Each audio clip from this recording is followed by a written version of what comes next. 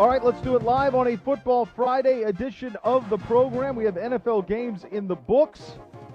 Yes. We have a game on Sunday with the Baltimore Ravens, and we have news right out of the gate, Dr. Z, as Kevin Stefanski meeting with the media and announcing that he will be the one calling plays this season for the Cleveland Browns.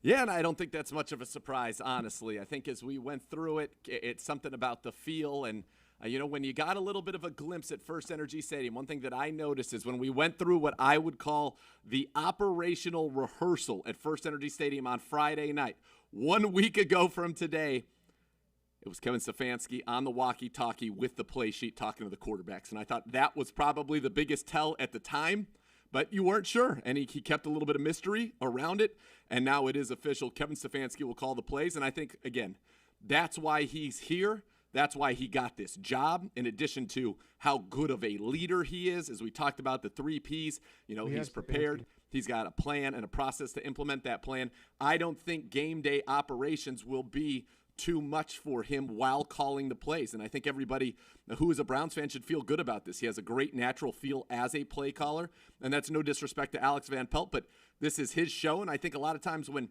you're put in that position, you want to go down with your stuff. And I think, or go up in this case, which is going to the playoffs, going to the Super Bowl, contending in this division. I think Kevin Stefanski, I don't think it's a surprise. I think if you paid attention to the scores, certainly watched Friday night, you probably thought this was the direction that it would go. And I think it's a good decision for the Browns. And, he's going to be, as we said, he's just so organized. The attention to detail. Everybody who talks about him, every player we talk to, every coach we talk to, it's that attention to detail, that organization. He will absolutely be prepared for all of the in-game situations. And frankly, I think not only is play calling one of his strengths, I think in-game situational management is absolutely going to be a strength under Kevin Stefanski, and we will not see some of the things that have plagued this team in years past. No, I would agree with you on that. Let's go to the coach now. He's at the podium.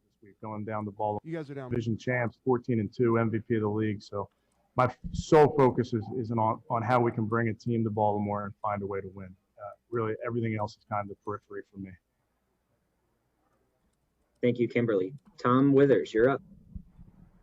Hey, Coach. A little bit of a broader question about Miles. I was just curious about your relationship with him. This is going to be his first game back since the suspension last year. And I'm just curious in general, just about your general impressions about Myles Garrett, the person and the player. Very impressed by Myles, the person. Very impressed by Myles, the player. It takes about 2 seconds to see him get in his stance and come off the ball to not come away very impressed. And then I've had some really good conversations with Myles over the last few months.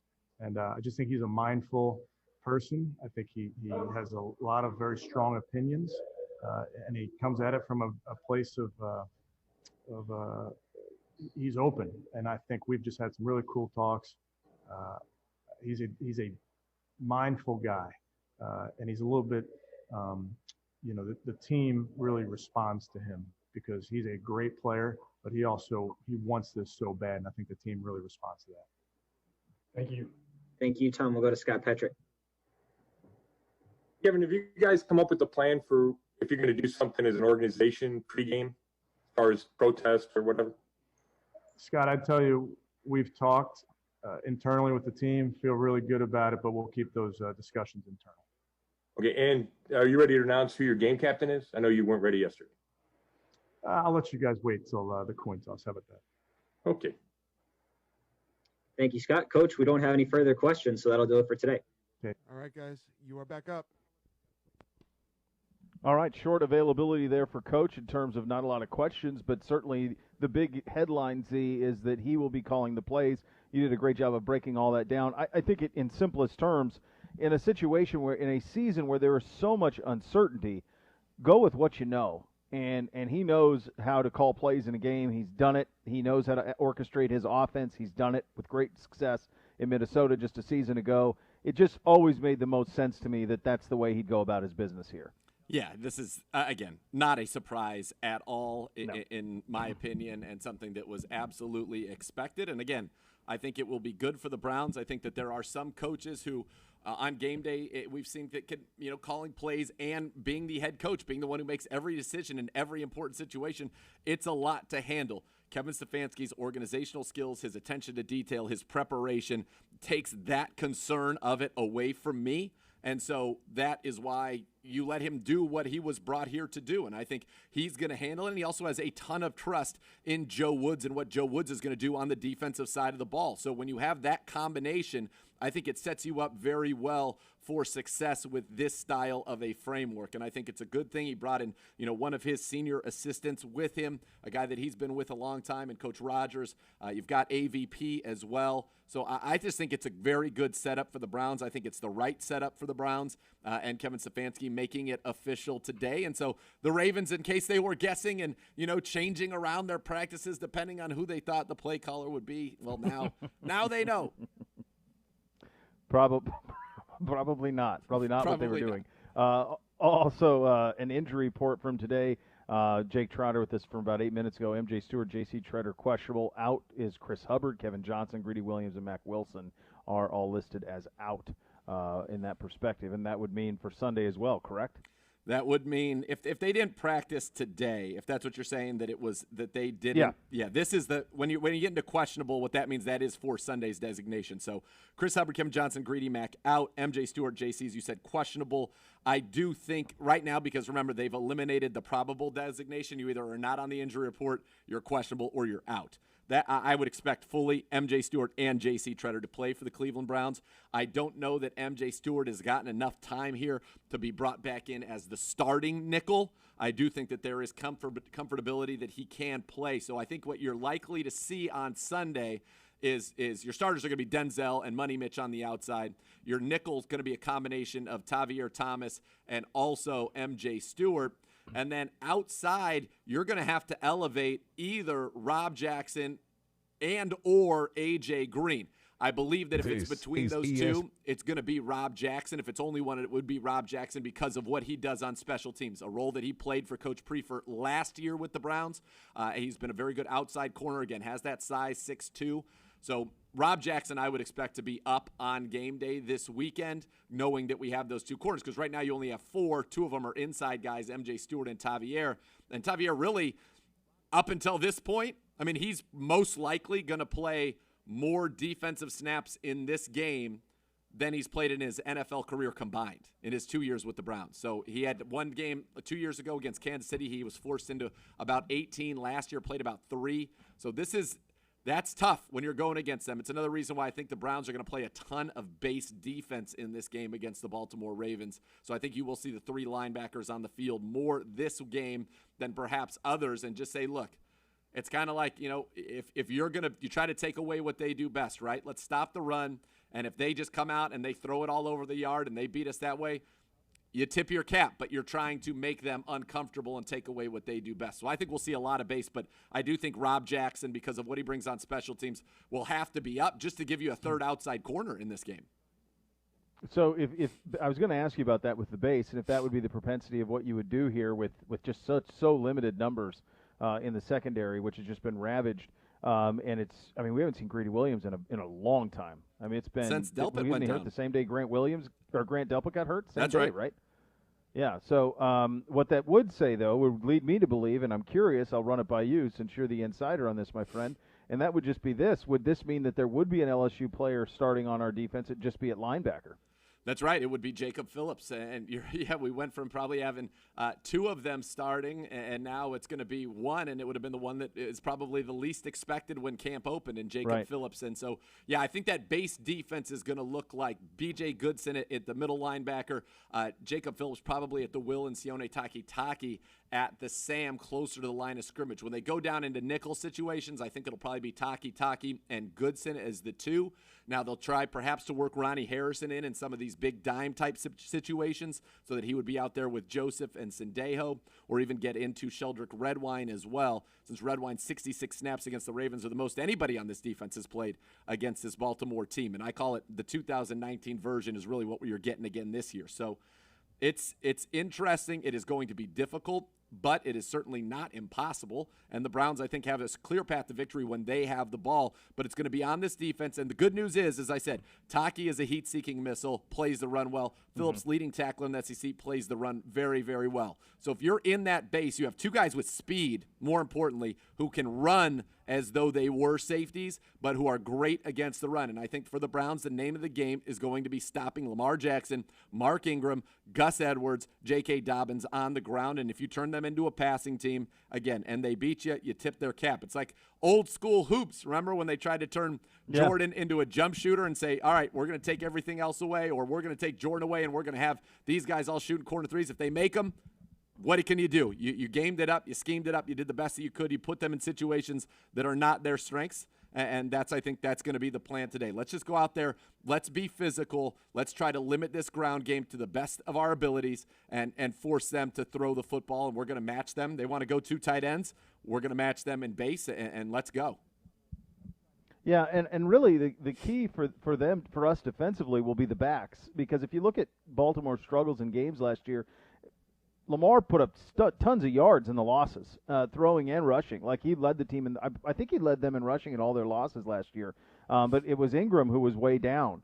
It was Edwards who was way down. So you wonder if there seems to be a correlation. If you can stop the other backs from getting going and make it just the Lamar show, as terrifying as that is for a guy who had the year he had, you have an opportunity there.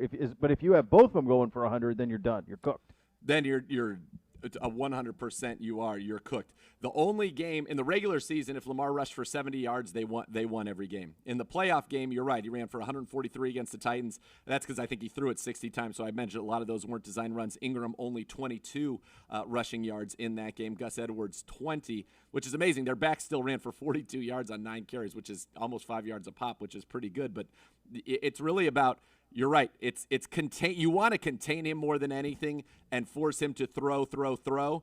It's very difficult to do, but it is kind of like some of the people would say the teams that had the most success against the Bulls were like, we're going to take away everybody else, and Jordan's going to have to score 80. And I think that's what you're going to attempt to do. If you can stop, because if you stop Ingram and you stop JK and Gus and their early down run game, you put them in situations that are advantageous for your defense against them. And that's what you want. If they get the ground game going and then all of a sudden the play action game to the tight ends against our young linebackers who have not done a ton of coverage, that's going to be trouble. You do not want them in run. You want to try to get them on third downs into clear passing situations, and that's going to be on your front to get pressure but contain Lamar Jackson. You're probably going to have to spy him at times as well. But that's the goal. And I think you're absolutely right. You want to limit Mark Ingram and what he can do, because this team, they are very good.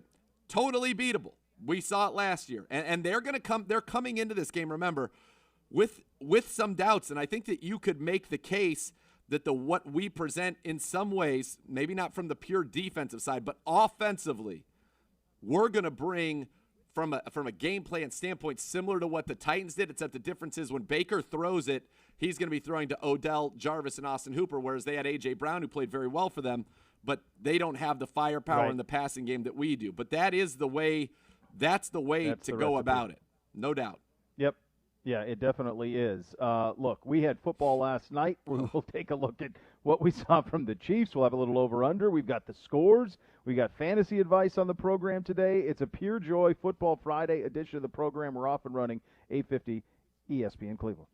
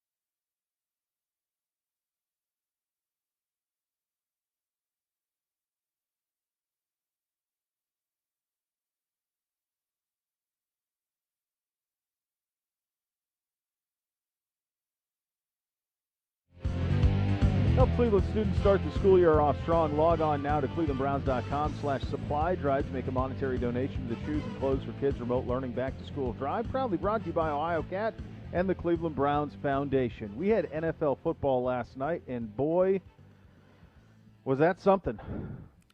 Boy, wasn't it? It was beautiful. It was beautiful. It was beautiful. It was, first of all, great to see football back. I thought it was played at a high level, and my big takeaway, as you and I were texting during the game last night, is I don't think the Chiefs deserve 4 downs. I feel like they should only have 3 downs. It's like when you would play, in the neighborhood when there were kids that were definitely better than the other kids. Sometimes that's you'd say, all right, well, you only get 3 plays to get down and get a touchdown. The other team gets 5 or whatever. They get 1 chance to get a first down. They're just – and if you felt like 34-20 was the final, but it didn't even feel that close. I mean, at all. No. The loss of DeAndre Hopkins was noticeable, and Johnson was great, I thought, for Houston. He really had some bounce and had a lot of the stuff that you liked from him when he was a 2,000 total yard guy with Arizona. But just the over-the-top ability of DeAndre Hopkins was just sorely missing from Houston. I have no idea what Bill O'Brien's doing in game management. Punting, fourth and 2 at the 50. Yeah, he's punting. First of all, you don't do that against this team. Second of all, I guess you can't. You mentioned Hopkins, and what they have now, it's interesting. They've got, like, Will Fuller's a take the top off the defense type of a guy, but what they don't have, they have basically all, that's what Brandon Cooks is too. So they've got talent from that standpoint, but they don't have the guy that's going to run the tough routes and win on 3rd and 7 and get you 10 yards. Or like DeAndre Hopkins one-on-one, you couldn't cover him, and he could win in that short and intermediate range, and they don't have anybody like that. Randall Cobb is no longer Randall Cobb, so they don't have that guy that would be the go-to guy. They have a bunch of big play type of guys, and Fuller, if he stays healthy, will put up great numbers this year, but he's not going to have – he had no impact on that game until that game was over. No, that's exactly right. I've been watching recently the marvelous Ken Burns documentary on the Civil War in the mornings while I'm on the treadmill. That's a good one. And I'm bringing this up, and it does have a point. Shelby Foote, who's the fantastic historian in it and is really the star of the whole thing, he has a line at one point, and he said, I feel like the North fought that entire war with one hand tied behind its back, that there were marvelous inventions and innovations happening in the North, and the Harvard-Yale boat races were going on, that at any point, if the South would have had more victories and lots more, the North simply would have pulled the other arm out from behind their back and would have walloped them with both hands. That's how I felt about the Kansas City offense. I don't think they had to get out of second gear.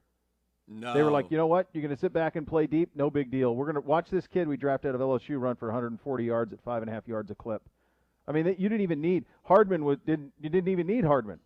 Didn't need him at all. There was it didn't have to have him. Tyreek Hill didn't have to have a monster game. They didn't have to do they played the game with one hand tied behind their back. Yeah, and what was interesting about, Clyde Edwards-Helaire, you mentioned that, 25 carries, 103 yards, 5.5 a pop. That's including 6 goal line carries where he got hit in the backfield, I think 5 out of the 6.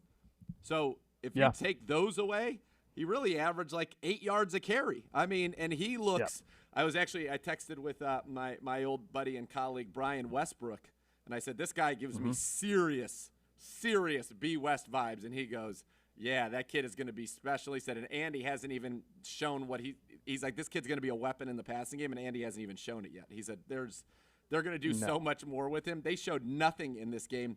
What was very apparent, though, is that Darrell Williams looks like he's running on the beach, running in sand compared to the way that Clyde Edwards-Helaire moves.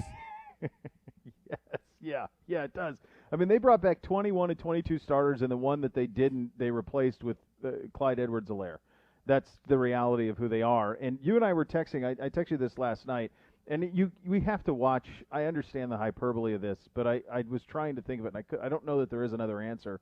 That if you redrafted the history of the NFL and you could get anybody at age 22, 23, are we sure Mahomes wouldn't go number 1 overall?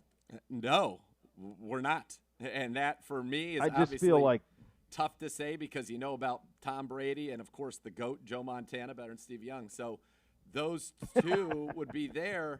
But, I mean, it's just different. Dude. And not only you see a guy who's physically more talented than anybody, but what is amazing to me And this is where I think people will go back and will say that this is where the colossal, and now he was the second quarterback taken 10th overall, but we know who didn't take him, etc. Yeah. I think the classic flaw was, look, he was a prospect, and Greg Cosell, we respect nobody more than Greg Cosell in terms of film study and just objective facts about what he sees, and he's pretty good about, these are the things I've seen in the past that have been successful and not. He said, I have no clue with Patrick Mahomes based on film. And what he meant by that was we've never seen a guy really play the game the way that he does. And he said, this guy can be the best quarterback ever, but I don't know. His throwing base is never the same on 2 throws. His arm angle is never the same on 2 throws. There's nothing about it that says this is prototypical. Not to say that prototypical is the right answer, but there was so much variance that you had to wonder with these fundamentals. Yes, he's got all the talent in the world, but is that going to translate to the NFL? What he also said, and he was not aware of because he's not in these types of meetings in the draft process, what's this guy like on the whiteboard? And I will tell you, every single person I know who was ever in a room with Patrick Mahomes in a pre-draft process said he was an absolute savant on the whiteboard. If that is true, and I have no reason to believe it's not because I heard it from multiple people and multiple organizations. If you know you've got a guy that's a mental savant and perhaps the most gifted physically, even if it is at times somewhat unorthodox, why do you not give that a shot? To me, the cerebral part is what separates the greats from the non-greats, and you're already saying, well, he's got that, and he's got a tool set that we've never seen on a human before. How is he not the consensus have to have top pick? He was very well thought of in this building, and I think it's one of those great what ifs. If he doesn't go 10, I think there probably is a good chance that he's a Cleveland Brown. But he didn't, and at the same time, you would say, well, he should have gone 1, 2, 3, because it was us, it was the Bears who ended up coming for Trubisky, and the Niners. And the Niners, that was pre-Garoppolo Niners, wasn't it? Yeah, or maybe I think they made that trade at that. Anyway, I thought they made a trade in the middle of the season. Right. But nonetheless, either way, I think that is when you look back at it, because when you watch him play the game, it's not just the physical gifts that jump out. He'll go through 3, 4, 5 progressions. He will use his eyes to set everything up. You watch a quarterback that is so supremely talented, but so supremely intelligent football-wise. And when I say functionally intelligent, for what you need to be as a football player, and obviously smart off the field, you see that. But he is the total package. He's got physical gifts we've never seen. But I'll tell you, he is well on his way to being every bit the cerebral quarterback that Brady and Breeze are. And Brady and Breeze, from a physical standpoint, can't touch him. No, he feels like you're watching LeBron play basketball, is what it feels like. Like it's just, we've never had anything quite like him. The play that he made rolling left, that was eventually, it was dropped by Robinson in the end zone, but it was rolling left. He was basically just biding time. And he threw a football like you throw a baseball. And that's how he throws a football all the time, is like you throw a baseball, just so effortless, and it just flies off of his hand. He can throw it from any angle. But it bounced off Robinson's chest, and it's just like one of those throws that's a hard throw. Yeah. That's a hard throw to make, and he makes it effortless. The thing that they're going to be able to do, they did some things last night, like they used Tyreek on the deep, kind of a huge, really deep over that drew the safety out, and they had Robinson deep, and Robinson dropped both those passes. But he got deep on him. They use parts of the field that nobody else can use. They had a play last night where they set up a screen, what looked like kind of – Allaire came out of the backfield kind of like on a flare, and all of the action was to that side. Yeah. And then he came back the other way to Kelsey on the other side. When they ran that fake throw out, then it was an orbit screen that they had set up for Tyreek Hill, and they come up and run a tight end screen. First of all, incredible play design, but the swiftness of his hips, I think that's what you're talking about, the body control. Even on the one to Robinson, I was going to bring up that play that just goes down as an incompletion and people move on. There are – a handful of quarterbacks that make him, Russ, I don't know many others moving left like that to do what he did. Just incredible. Incredible. Yeah. No, it's a marvel. And so you say, if you're us, if you're the Ravens, if you're the Steelers, if you're the teams that are chasing, that's who you have to beat, is that group. And they're going to be together for the next decade. So if you want to capture the ultimate prize of winning a Super Bowl, that's the standard. Has there ever been a point where in order to come out of the AFC, you will need to be able to defend and defeat a historically talented passing game, which, by the way, now features Clyde Edwards-Helaire on the ground, who is clearly explosive and dangerous, or you're going to have to be able to defeat a historically great and legitimately so record-setting rushing attack in Baltimore. Let's call them the favorites, okay? It is what it is. We can still go into Baltimore and beat them. We did it last year. But you have to defend the extremes of two different styles of offense. No, you don't. We're lucky that we have somebody who could give you the best chance you got, and that's Myles Garrett. He's at the podium right now. Yep. You guys are down. Just 48 hours away or whatever it is now. What are your emotions about coming back? This being your first game since the way last season ended. Just excited. It's just a brand new season for me, and a blessing to be out there. I feel like every guy feels like that, and especially with COVID and what's going on in the world. And I know if there'd be a season in general, and we're all just excited to be out there and play the game we love. And I know the incident last year with Rudolph affected you in a lot of ways. Myles, why did it make you ponder your football future as much as it did? I left it open-ended to leave it open-ended.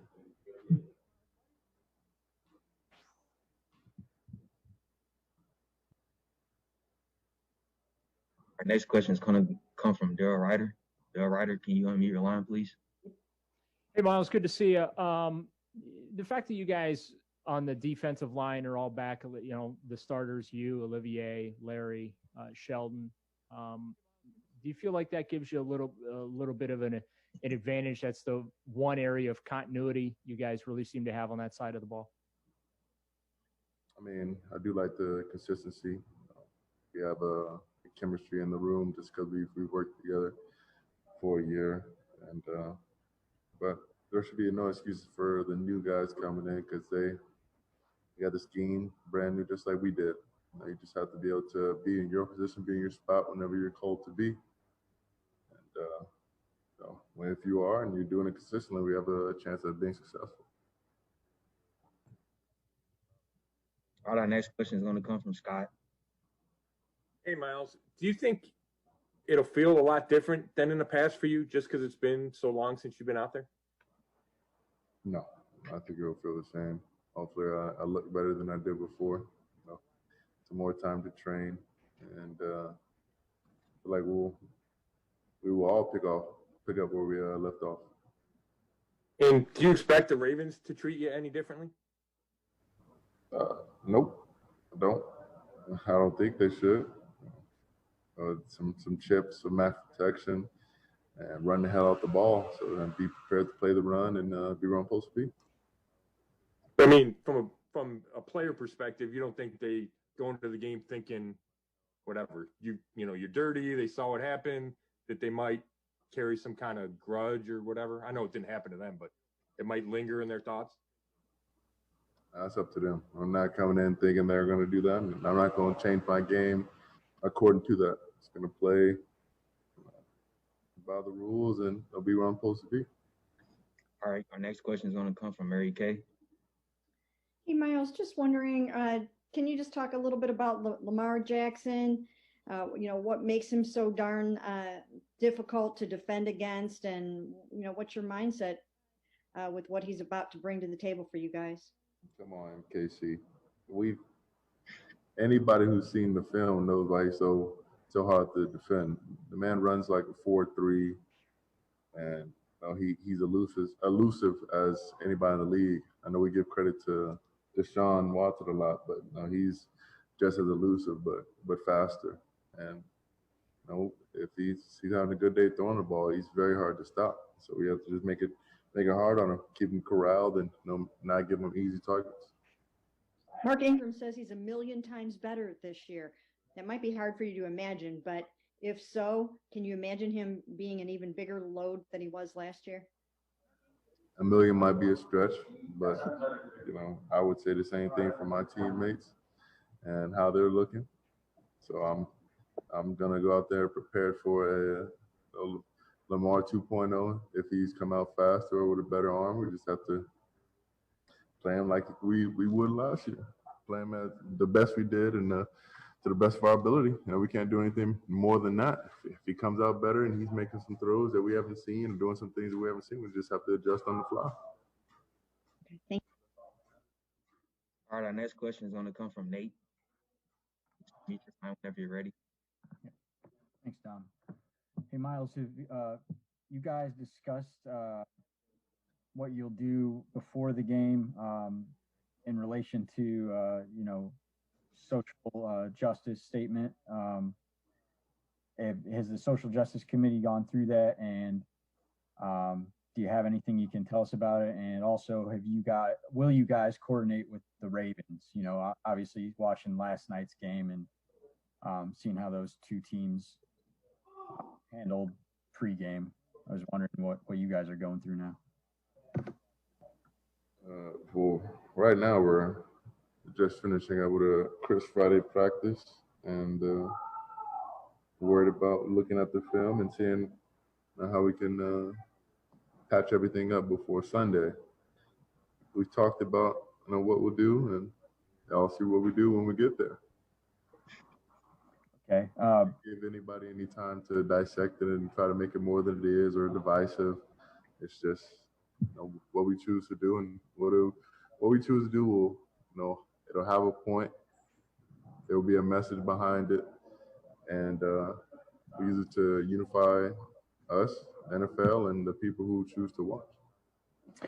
Can you say whatever it is you guys do? Do you feel like you as the Browns, the organization, the locker room, coaches, owners, everybody, do you think everybody's going to be united in whatever you guys choose to do? Whatever we do, we're going to do it together. That's what we talked about. That's it. Thank you. Dan Labby, you're next. Hey, Miles, I know you worked out with Larry this offseason, and Sheldon has had some good things to say about him to us already this week. How does Larry look right now, and what are you expecting out of him this year? He's looking terrible. He's looking 40 pounds overweight. And I knew you'd say that. His feet so bad. He can't get his hands together. I haven't seen him win a one-on-one rep since I've got here. You can use that when you put down the news and the Ravens put that up. He's looked great. He's looking in very good shape. He loves to be known as that 300-pound DT with abs, and so he's one of the few men I know who could do it because he works all the time. He comes in and he stays late every day trying to improve on himself, on his technique, on his feet, and you don't find many guys like that. Thanks. Next, we're going to go with Scott, and then we'll have Tom and Mary Kay with our last two after Scott to end it. Hey, Miles, when you talk about Lamar, what kind of a challenge is it deciding whether to be really aggressive going after him or trying to contain him? I know, I think there's kind of a battle there. Do you kind of play off so he doesn't get around you? Like, how do you feel about that? You have to aggressively contain him. Is that tough to do? I know how to do an MVP. It's tough for everybody to do, but we're up for the task. To his credit, he's good at what he does. They're good at what they do, so we have to just, challenge them in every spot, and make it hard to open up the playbook and try and keep them, one-dimensional. Thank you. Tom Withers, you're up. Hey, Miles, those that know you, do you worry at all about the outside perception of you and that maybe people have you pegged wrong as a player? No. Why not? Either they'll see eventually or they'll keep on hating. That's just a part of life. If you're successful, you're going to have people who drag you or hate on you, but they'll recognize you for your game or what you do outside of it, or they just don't matter. All right, and we're gonna end it with Mary Kay. Hey, Miles, Last question, guys. Stand by. it's been a little while since we talked to you about Jed and how you guys were going to try to help him get ready for the season. It's probably been, I don't know, 2 weeks or so. So how do you think that, that last couple weeks have gone? Do you think you guys gave him some really good looks and got him ready for what he's about to face, and how's he doing? I want to say there's nothing like the game just because of the environment and the tempo. Well, the environment's been taken out of it, and he's gotten the tempo pretty much for how Kevin's been running things. So I like where he's at. I like what he's been doing. I like how aggressive he is on running past and trying to get guys before they get started. So I mean, I think he's ready, and I think he's more than pumped for the opportunity. Thanks. All right, Miles, appreciate your time. All right, guys, you're up. Great job with Dom there. Getting everything going in the Yeah. right direction. All right, Dom. Good to hear his voice. 3 billion passing yards and 1.2 billion rushing yards is a lot. It's going to be a lot to Get deal him with. involved. Yeah, 36 million Get him passing on your TDs, 6 million rushing TDs. lot. It's a lot. Or 12 million rushing It's a TDs. big year. It's a huge It's a year. big year. I don't even know if there's Huge. time for anybody else to have the ball. If he's a million times better. Do you know if that's humanly possible? Is that humanly possible? I don't believe that it is. I don't believe that it is. I don't even think if you did what we used to do in Madden, where you'd run it 99 Run yards, back. then throw a toss so they could come back, and then you run it again 99 yards with Vic. Like I still don't think he could get to 1.2 billion rushing yards this season. So being a million times better, No. I think he's going to fall short, Mark Ingram. I think he's going to fall short of that. A little bit short, yeah. Can you get your head around that? Even on 12-minute Can quarters. you get your head around that he's going to be a million times better? Million times better. We're gonna have a little fun with some over-unders coming up next. Plus, we'll do a little fantasy advice with the great doctor. That is coming up next. You're listening to Cleveland Browns Daily on 850 ESPN Cleveland.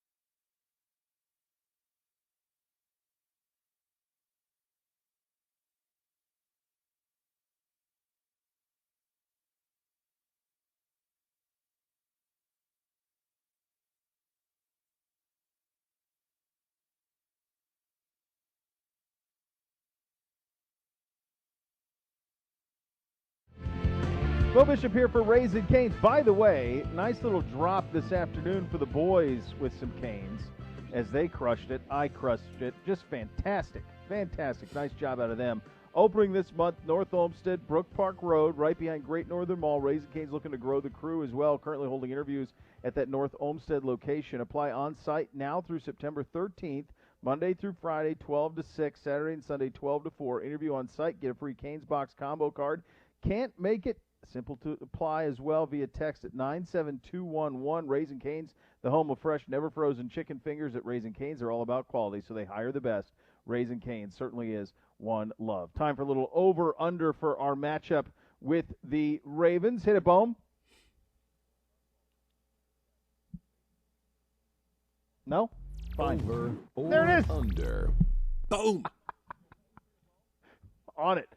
Nick Chubb rushing yards, 95.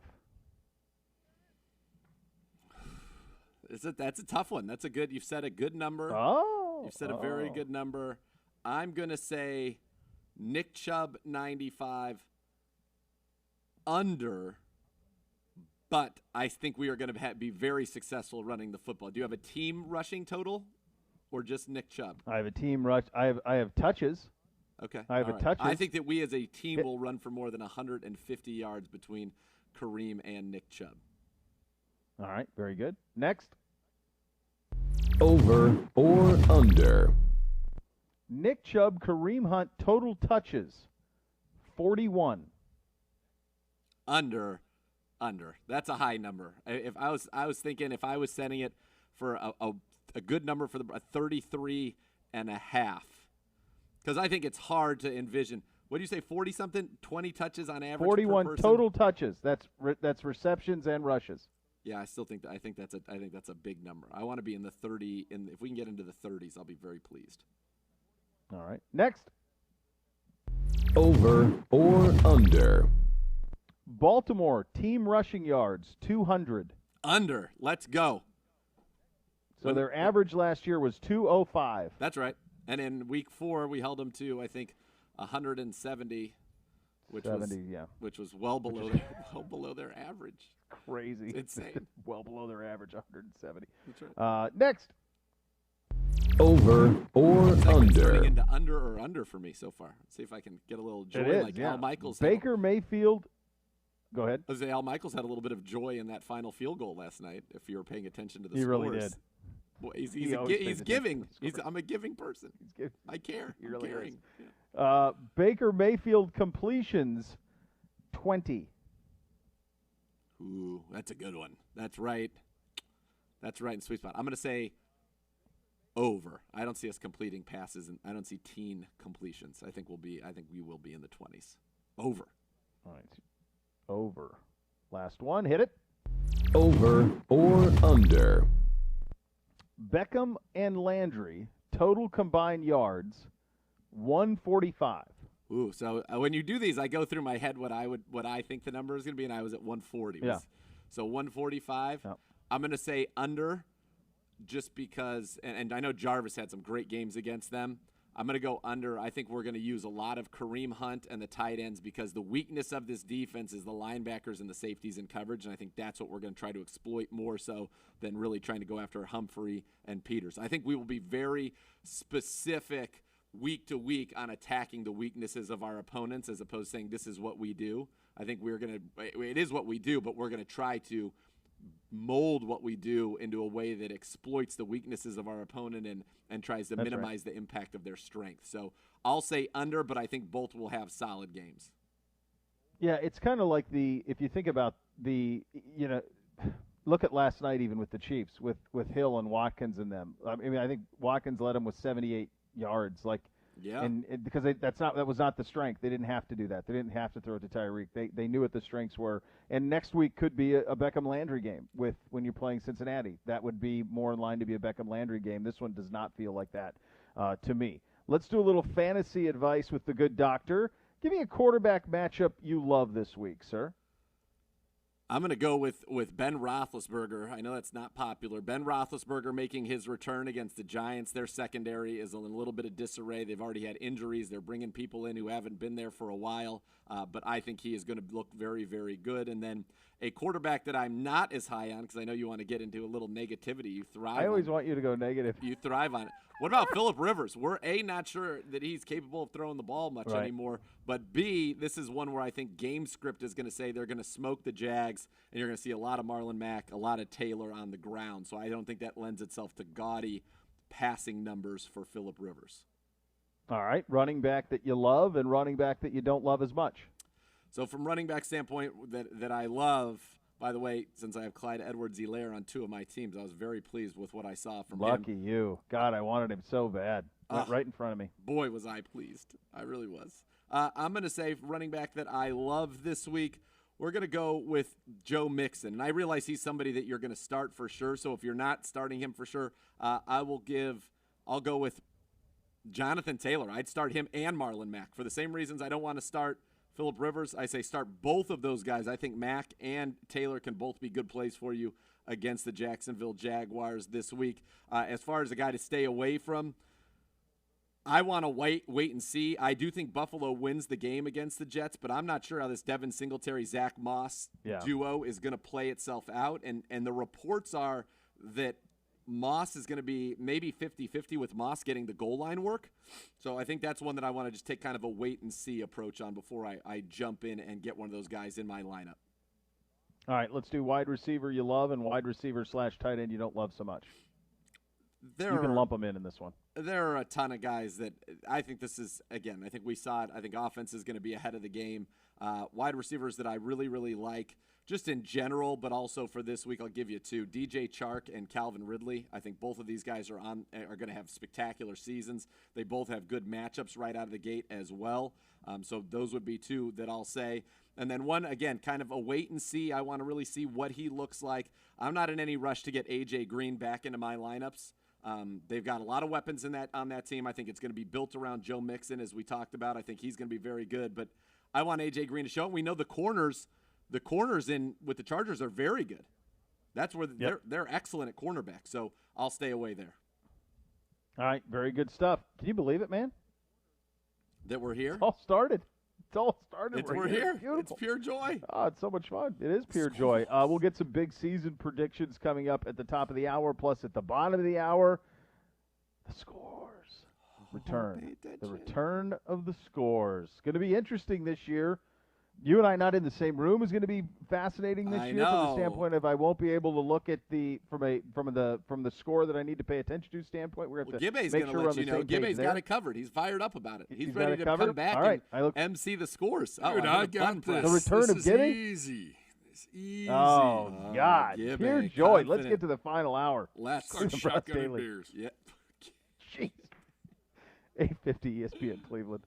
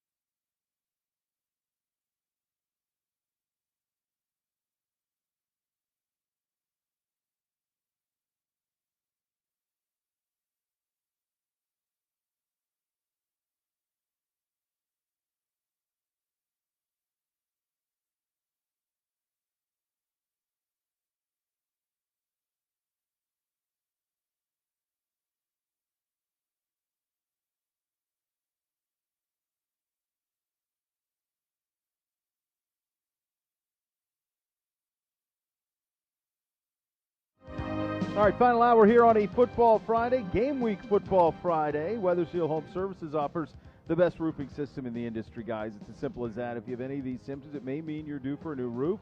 Water spots on the ceiling, warped, buckled, or algae on shingles, damaged flashing, or termite damage.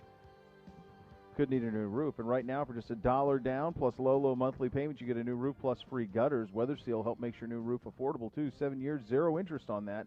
Call 877-351-SEAL or visit weathersealhomeservices.com. The sale ends September 30th, end of this month. Approved credit prior sales are excluded. 877-351-SEAL or visit weathersealhomeservices.com. Time for a little prognostication around the league. Gibby, are you going to administer these or do you want me to? I can if you like. An old Gibby there? Gibby button press. Gibby, what about a Yeah, what man, about a let's button? get the Gibby in. We haven't had you in 6 months. Gibby, what about a button that actually doesn't make any noise when you touch it and has lights to tell you if you're on or off? What about that? What about that? Is that something you might be, is that something you might be interested in? I'm sorry, I think you've dialed the wrong number. This Gibby, very flappable. The Very Gibby we've had flappable. throughout the summer, not. He's an angry Gibby. No, that was last night. Oh, well. Yes, true. Uncle Beau was too. Speaking of That Frank was- B. True. moments. That's what it sounded like anyway. Yeah, exactly. Yeah. Fun night. Yeah, I can Indeed, administer these. Little CBD prediction time. Yeah, let's do it. All right. Let's do it. Let's have some fun. Go ahead, if buddy. you have some NFL traveling music underneath, I know we're going to need some for 2:32, but if you can find a little bit. Oh, Beautiful. glorious. All right. Some fun little prop bets that are out there. Oh boy. Who will be the first starting quarterback benched in 2020? Dwayne Haskins, Mitchell Trubisky, Ryan Fitzpatrick, or Tyrod Taylor? Zegura, you may go first because I can see you. I'm going to go Mitchell Trubisky on this one. I think Tua will take over at some point in Miami, but I think it's going to be later. I think same with Herbert. I think they want to bring those guys along slowly. If I was ranking them, though, I would probably say Trubisky, Tyrod would be my top 2 choices. But I'm going to go with Mitch Trubisky because I think if he falters at all, they're just going to say, let's go play Nick Foles right now before the season gets out of hand. Whereas it seems with the rookies, they're waiting a little bit for the season to look like it might be getting out of hand before they make a move. Yeah, I think you have that right. And I even agree with the order as well. I think Haskins I would have 4th on this. I Yes. think he'll get a very, very long leash in Washington this year. Up next, guys, who plays more games in 2020? Big Ben or Cam Newton? Bishop, the floor is yours. I'll go Big Ben on this. Boy, it's a hard one though. This is tough. Both these guys bang. It's a good job out of you, Gibby, on this one. Yeah. I'm going to go with Roethlisberger. I'll go with Roethlisberger getting to 15, 16 games. I am worried about what they're going to be asking Cam to do. I think that they're going to use Cam a lot in short yardage. I think they're going to run him a lot in the red zone and inside the goal line situations. I think he's going to take a beating, man. I do. And I think they're basically treating him like a rental. I would go same as you. I would have said Big Ben there. But honestly, I really expect both of these guys to play 15, 16 games. I could be wrong about that, but that's what I'm expecting. That would suck. Why? I mean, I don't want anybody to get hurt. We're not rooting for anybody to get hurt. But It kind of sounded like you were, to be honest. Knowing full Seems well like it. the Steeler backup quarterback situation. Well, yeah. It does benefit us maybe a little bit. Listen, if he's unable to play 16. The worst thing we can do based on my experience is if he's injured to the point where he can't start but he's still active, the worst thing we can do is then knock out the other quarterback so that he comes in and throws for 450 yards on 1 foot against us. I believe that has happened. Still trying. I believe we had a front row seat for that. That's right. Yeah, that was quite the bus ride home. Okay, most wins for a team in 2020, the over-under 13.5. Zegura. Man, that's high. That is an awful high. So last year you would have had the Ravens were at 14-2. Was anybody in the NFC in that rarefied air? It's a big number. It really is a big number. Niners had the best record. What were they, 13-3? In the NFC? Yeah, because the Ravens were the Ravens the only team that would have gone over on this? I'm guessing yes. Probably easily answered, but I'm going to say yes. Boy, the Chiefs could do it. The Chiefs. I just could see the Chiefs go 16-0. To be honest with you, I think you're going to have a hiccup here or there. So I'm going to take I will say no team will, but if a team does, it's going to be the Chiefs. The Chiefs would be the team to do it. When I was thinking the most likely NFC team to do it, the first team that came to my mind was the Cowboys, just because of how bad that division is. But I'm not sure what all their crossover games look like. They play. It's tough because they play the NFC West as well. It's so a yeah, lot they're of not gonna wins. Get there. It's a lot It of is. wins. Yeah. 14 is crazy. If it was going to happen, it would be Kansas City. I would if I were a betting man, I would bet no. I would say under. All right, hold on, real quick. Let's go through real quick. So we know we're already at 1-0, right? In terms of you doing Chiefs? Yeah, let's go. Let's do a real quick a week to week. Here we go. Here's the schedule. Here we go. All right, Chiefs. They won yesterday. Next, Chiefs at Chargers. Should be dub. That's a win. Chiefs at Ravens. That's a win, though. That's a first tough game. That's a tough game, though. So the Chiefs have to play. Here you go. They have to play at the Ravens, at the Bucks, at the Saints this year. See, that's what I mean. Just They're alone, they're not winning all those, and they'll lose it. Then they'll lose a division game somewhere there. I mean, they could go 13-3 and still be. Yeah, they could go 13-3 and be the best team in football. So I'll go under. There it is. See. All right, guys. The team that will not live up to expectations in 2020. Bishop, we'll start with you. So, I probably would have said in the spring, I would have said Arizona just because how difficult that division is. But it seems that everybody's kind of sorted that out, and they're almost seeing maybe that they're underrated now. Yeah.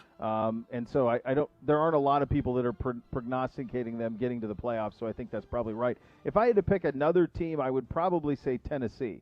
I just don't know if they can put all that magic together again and get to. They are a team from their vantage point that feels like they should be a Super Bowl team. And I think they could make the playoffs. I have them making the playoffs, but I think they're maybe a one and done in the postseason. I'm gonna go with the Colts. So we're staying in the AFC South, which is a division on our schedule this year. But I'm gonna say the Colts. I don't know. Maybe I'm totally wrong on this one. I just don't. I don't see it, and it's just where I think Phil Rivers is, where I think his clutch meter is more than anything. It just seems to have evaporated slightly over the years. So that's who I'm gonna go with. I'm gonna say the Indianapolis Colts, because you see a lot of people have them as a top 10 team. Huh? Yeah, I don't buy that. My hot take, the 49ers. Gibby. Jeez. I think they're too well coached. Right. They are well coached, but you still need players. Buzzing your tower. You don't really have any wide receivers. Your running game's a little suspect. Deebo Samuels will be back soon. Your running game's a little suspect. They're the second leading rushing team in the NFL last year. Suspect. Again, how much of that was coaching versus talent? I can't imagine them being a million times better than they were last year. I'm not looking for 2 point. That would be something. If they were a million. I think that division's tough. Okay. And they would have put I just think they're very 30 well million coached. points on the Chiefs in the Super Bowl. That would have been incredible to see. So you could imagine a lot of touchdowns. By the way, my runner-up, I'm totally not buying Buffalo. I'm not buying any of the hype around the Buffalo Bills. Sorry, Ghost Rider. The pattern is full. Gibby says, whatevs. Yeah, their rushing game stinks. Is their D line bad too, Gibby? To be determined, my friend. I missed all this so much. To be determined. To be determined. TBD. You got to show me, buddy. You got. Hey, now there's actually expectations, because you've always been in the division where you knew you were playing for second place. Kyle, McDaniel, and LaFleur, gangsters. They're fine. Their coaching is that good. All right, we'll see. All right, time to get the division winners. We'll start in the AFC East. Bishop? Buffalo. Nobody circles the wagons like the Buffalo Bills. Shout out to our guy, former Brown, and certainly friend of the program, Jordan Poyer, named the team captain for the Buffalo Bills. A guy who's really gone on to have a lovely career. I love Jordan Poyer. So I think the Bills, but I do think that we are, with Cam Newton there, we are writing off the Patriots a little prematurely. I just don't know who Cam Newton's going to throw the ball to, which gives me a little bit of pause. That. But maybe N'Keal Harry was a first-round pick. Maybe he's good. You got Edelman.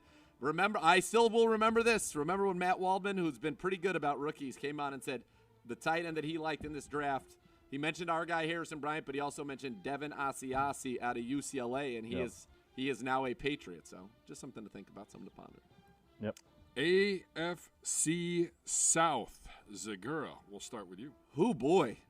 I got to tell you, I was maybe feeling the Texans a little bit too much. And you don't want to overreact to 1 week. Yeah, but be careful. You don't have that go-to guy in the passing game. I don't think we're going to see this David Johnson look like this over the entirety of a season. And I'm not sure that Deshaun Watson's style matches with this offensive line. He holds the ball a lot. He takes a lot of sacks. This line didn't look particularly good. And by the way, I just think when they punted at the 50-yard line playing the Chiefs, that told me all I need to know about the strategery that's happening down there. So I would have said before yesterday, I would have said the Texans. I thought we were maybe overlooking them. And J.J. Watt I thought still looked pretty good. But I'm gonna have to go with the Tennessee Titans because ain't no I'll stay with Houston here. I'll stay with Houston winning the South. But I don't think there's a Super Bowl. Are you writing these down to commemorate our record of this? Because I'm a spreadsheet guy for the scores. But I'm writing them down. I noticed that. I want to make sure. Yep. All right, AFC West. Zegura, start with you. Next. Bishop. Too easy. Too easy. We'll go to the NFC East and the most overhyped a skip team. of the North. Skip in the AFC North. The division we play in. Are you saving it for the end? Was it intentional? Why would I do? I don't know if it was intentional, folks. It's Yes, hard to say. There is a method to the madness, despite my crazy pattern of behavior sometimes. That's right. The rushing game suspect. Which one are we doing then? The NFC East, Beau.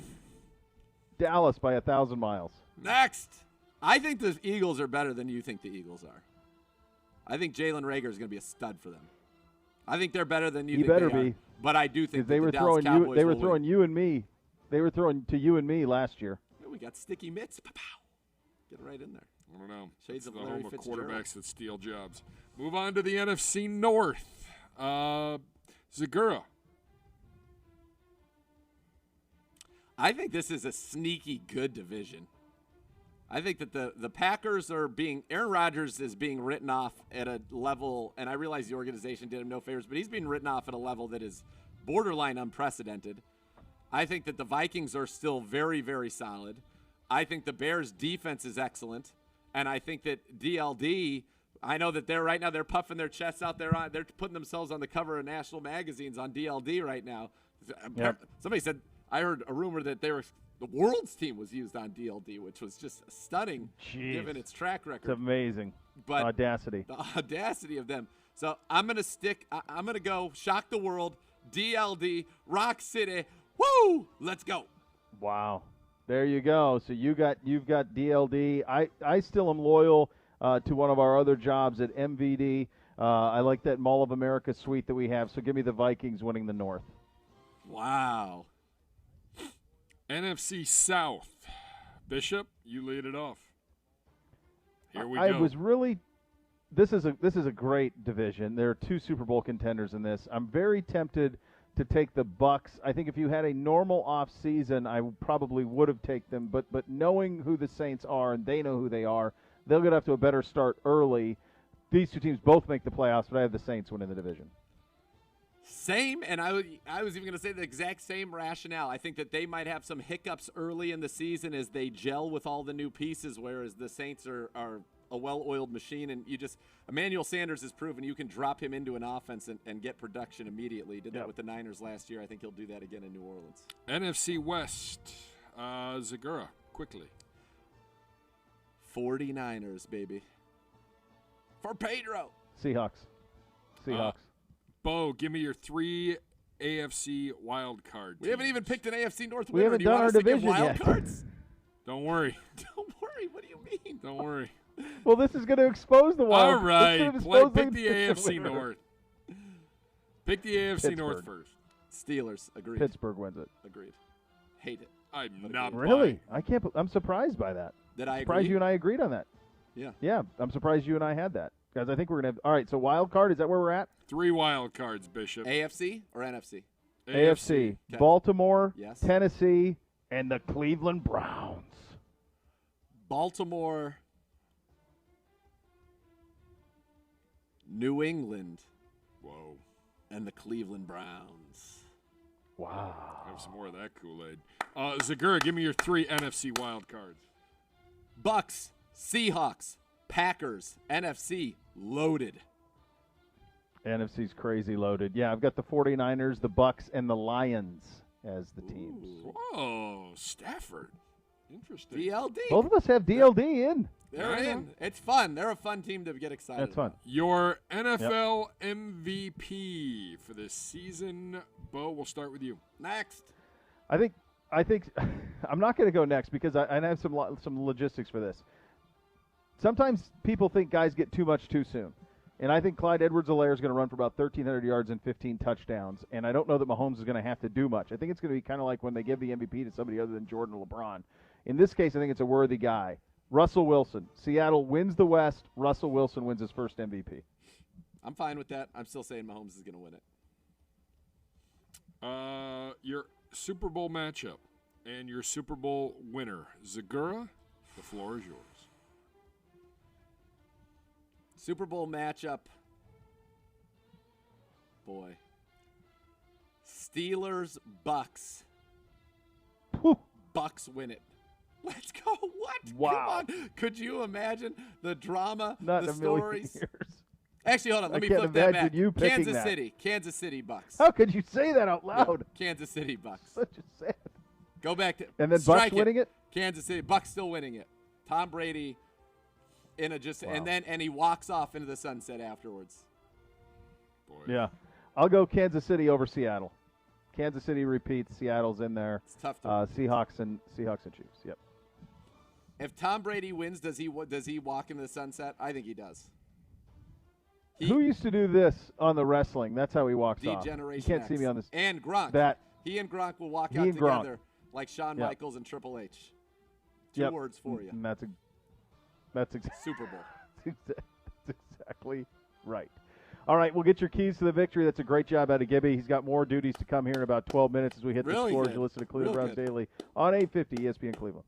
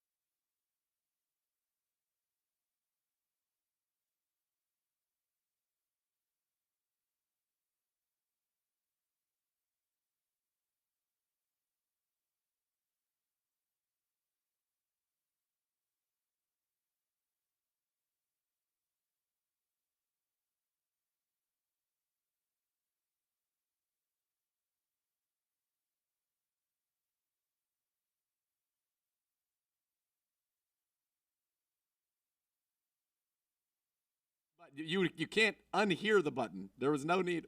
Gibbe, was that you? Gibbe? Oh, so hanging guilty. his head in shame. He's hanging his head in shame. Oh, Gibbe. Oh, I feel like it's sad. It is sad. It's like when Asa does something, you're like, oh no, Asa. Oh no, Gibbe. no. Sad. Oh no. Well, as I began to say, although my words were not transmitted over the air, there is a clear path to victory. You've got to get out to a quick start, and then you've got to control this game on the ground. You look at the Ravens' losses. Throw out the one of the Chiefs. The Chiefs are a different type of offense and team than we're trying to be. But the two teams that are similar, us from a year ago, very similar, same team, and the Titans, they punished them on the ground. Nick Chubb, 20 rushes, 165 and 3 scores. Derrick Henry, 30 carries for 195 yards against that Ravens team in that playoff loss. So I think the Browns, you feed Nick Chubb, you feed Kareem Hunt, you have an ability to have an elite running back fresh at all times during this game. This wide zone scheme is going to force the Ravens to do a lot of running sideline to sideline. They haven't played 60 minutes, and the fact that you can rotate, I think, should play into the Browns' hands, not to mention the limited live tackling. We saw Clyde Edwards-Helaire break a ton of tackles last night. That will be the key for the Browns when they've got the ball, because what you're going to do is stress these linebackers, stress these safeties in the ground game. Then when you start to hit these keepers, that's where you're going to get these guys confused. Because, look, up front, Calais Campbell, veteran. Derek Wolfe, veteran. You've got great nose tackle. You've got Judon. You've got Pernell McPhee. You've got Marcus Peters, Marlon Humphrey, Jimmy Smith. That's the league's best cornerback trio. So the one place you can exploit this D, it's inexperience at middle linebacker and safety. Their off-ball linebackers, Patrick Queen, rookie. Malik Harrison, rookie. L.J. Fort, been in the league since 2012, but 11 career starts. So you do not have a ton of experience at off-ball linebacker. And then their safeties, Chuck Clark took over last year, played very well at strong safety, 12 starts. And then Deshaun Elliott, who's going to be the free safety. They went from Earl Thomas to Deshaun Elliott, who's played 41 defensive snaps in a 2-year NFL career, making his first ever start on Sunday. Confusing and just creating doubt, creating missteps amongst those linebackers and that safety group. That's going to be huge. And then finally, we talk about it all the time, win the turnover battle. And I said, look, that's a tried and true coaching point. It stood the test of time. But against the Ravens, it's critical. Last year, Ravens 13-1 when they won the turnover battle, or it was even the one win against the Steelers. The Ravens 1-2 when they lost the turnover battle. And think about this. Since the year 2000, Ravens 203-22 when they win the turnover battle. 203-22 when they win the turnover battle since 2000. 32-86 when they lose it. That's and you think about this team, Beau. Kevin Stefanski, he drilled ball security. There were ball security drills for the offensive players every day, and the defense, they need to be ball seeking, or as he said, ball searchers. Go out there, get it out. They drilled this incessantly, and if they can make one of those game-changing takeaways and avoid turning it over, that is the path to beat this team. It's pretty simple. Those are the keys to victory, brought to you by University Hospital, official healthcare partner of your Cleveland Browns. I will say this. They are very, very good, obviously. They're one of the Super Bowl favorites. But we do possess a form of kryptonite for them in our ability to run the football. And there aren't a lot of teams that have it.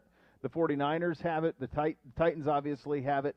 But we have that. And so you need to take advantage out of that in this game on Sunday, my friend. You've got to, and that's what you're trying to accomplish. That's what you're trying to do in the sense that you've got to figure out a way, keep that offense off the field, shorten the game. And I think we saw last night, the Chiefs, when they went out there on those long drives, you could almost feel them taking the life out of the Texans, wouldn't you say? Yep. And no question.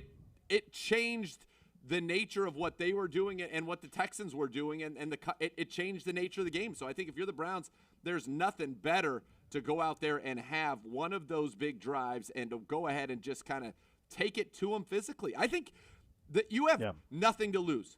We believe the Browns can win. I think the guys in this locker room, this coaching staff, this front office, everybody here believes the Browns can win. Nationally, not many people are going to pick the Browns to win this game. Let's just be honest about it. The pressure's on a Ravens team that's already talking about, hey, this season's about what we do in the postseason. Yeah. Maybe they're sleeping on the Browns. Yeah. Maybe they're not ready. And maybe we come out and we punch them in the mouth because we have an opportunity to run the ball on this team unlike any other. And with Jedrick Wills, the development that you're talking about and looking for is more on the pass protection side.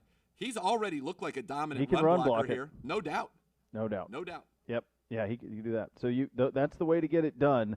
We're going to get it done next. One of our favorite segments. It is time for the scores. You have to pay attention to the scores. We do it coming up next. Cleveland Browns Daily, 850 ESPN Cleveland.